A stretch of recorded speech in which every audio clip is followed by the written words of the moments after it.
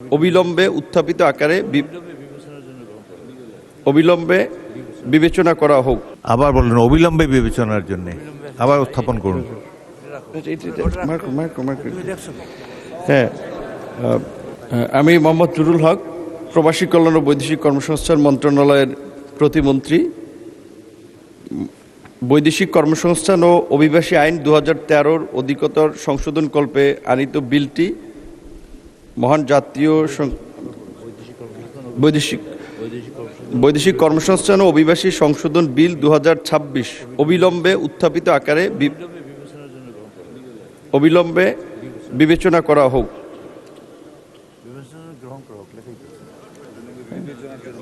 আবার বলেন। আমি মোহাম্মদ নুরুল হক, প্রবাসী কল্যাণ ও বৈদেশিক কর্মসংস্থান মন্ত্রণালয়ের প্রতিমন্ত্রী।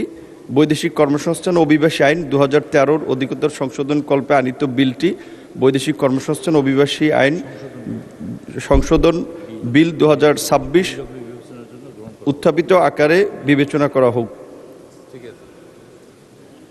আবার বলেন, অবিলম্বে বিবেচনার জন্য আবার উত্থাপন করুন।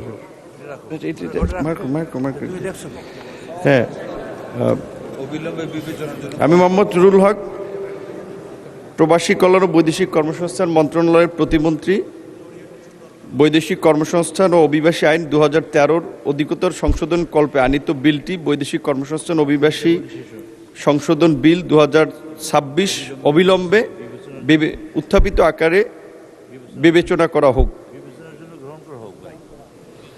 অবিলম্বে বিবেচনার জন্য গ্রহণ করা হোক।